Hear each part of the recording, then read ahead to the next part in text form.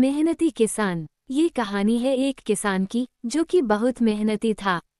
वो बड़ी मेहनत से खेतों में अनाज उगाता था और उसकी देखभाल करता था, पर अक्सर ही उसकी फसल खराब हो जाती थी।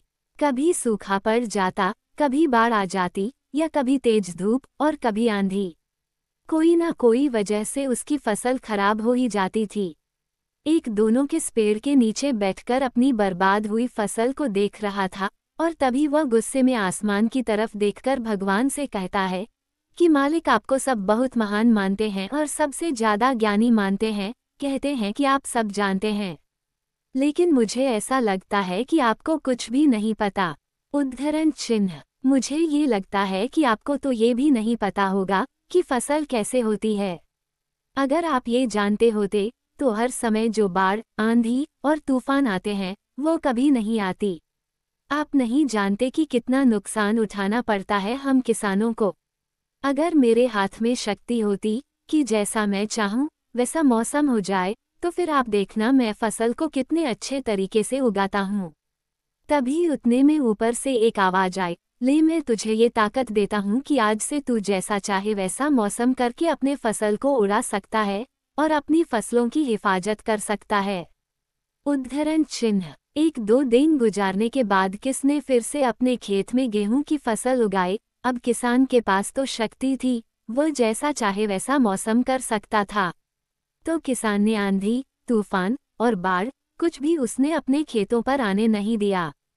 किसान ने अपनी फसलों को बर्बाद होने से बचाया, और उस साल उस किसान के खेत में ऐसी फसल हुई जो पहले कभी नहीं हुई थी।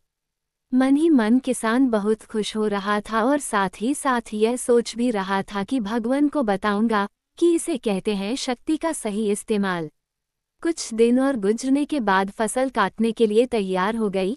किसान बड़े उत्सुकता के साथ फसल को काटने लगा, पर जैसे ही उसकी नज़र गेहूं की बोलियां पर पड़ी तो वह हैरान हो गया, क्योंकि उन वालियों में गेहूं के दाने ही नहीं थे। गेहूं के एक भी बाली के अंदर गेहूं का दाना ही नहीं था, सारी बालियां अंदर से खाली थी। अब वो किस बड़ा परेशान हो गया और फिर से भगवान को पुकारने लगा। वह जोर जोर से चिल्लाकर यह कह रहा था, भगवान, शायद तूने मुझे कोई सजा दी है। तभी ऊपर से आवाज आई कि मैंने तुम्हें कोई सजा नहीं दिया है, बल्कि इसकी जिम्मेदार तो तुम खुद हो। तुमने अपने पौधों को संघर्ष करने का मौका ही नहीं दिया। ना तो तुमने उन्हें आंधियों से जूझने दिया, ना ही तेज बारिश से सहने दिया, और ना ही धूप में तपने दिया। एक भी चुनौती का सामना तुमने उन्हें नहीं करने दिया, इसीलिए सारे पौधे अंदर से खोखले रह गए। जब आंधी, तूफान, तेज बारिश और धूप पड़ती है तभी यह पौधे संघर्ष करते हैं, और इसी संघर्ष से ताकत पैदा होती है, जिसमें पावर होता है, एनर्जी होती है, और इसी संघर्ष से गेहूं का दाना बनता है। तूने उन्हें बुरे वक्त से गुजरते ही नहीं दिया जहां उनका बनावट होता। सारी बालियां इसलिए खोखली रह गई क्योंकि तुमने अपने पौधों को संघर्ष कराया ही नहीं। सेम यही चीज़ दोस्तों हमारे साथ भी होती है। इस कहानी से हमें ये सीख मिलती है कि बुरा वक्त जो होता है, जिसे लोग संघर्ष कहते हैं, स्ट्रगल कहते हैं, यहीं से एक इंसान की तरक्की होती है।